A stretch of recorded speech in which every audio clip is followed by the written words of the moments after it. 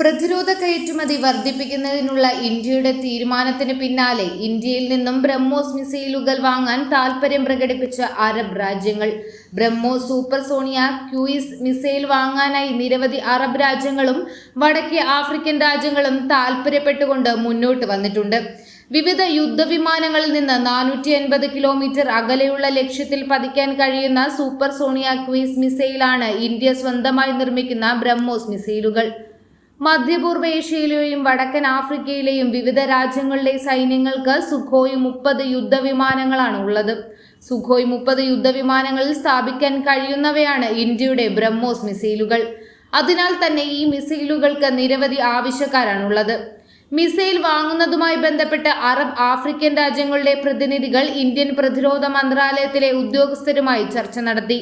Arab African രാജ്യങ്ങൾ കൂടാതെ ബ്രഹ്മോസ് എയ്റോസ്പേസിന് ഫിലിപ്പീൻസിൽ നിന്നും വലിയ ഒരു ഓർഡർ ലഭിച്ചിട്ടുണ്ട്. ഏതാനും മാസങ്ങൾക്കുള്ളിൽ തന്നെ ബ്രഹ്മോസ് മിസൈലുകൾ ഫിലിപ്പീൻസിലേക്ക് എത്തിക്കാനുള്ള നടപടികൾ എയ്റോസ്പേസ് കേന്ദ്രം ആരംഭിച്ചിട്ടുണ്ട്.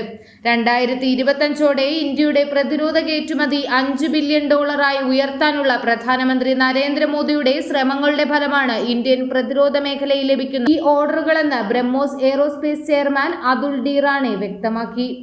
എയർ ടു എയർ മിസൈലുകൾക്കൊപ്പം തന്നെ ഭൂതല മിസൈലുകളും വാങ്ങുന്നതിനായി പല രാജ്യങ്ങളും മുന്നോട്ട് വന്നിട്ടുണ്ടെന്നും മേക്ക് ഇൻ പദ്ധതിയുടെ വിജയമാണിതെല്ലാമെന്നും കേന്ദ്ര പ്രതിരോധ മന്ത്രാലയം വ്യക്തമാക്കി.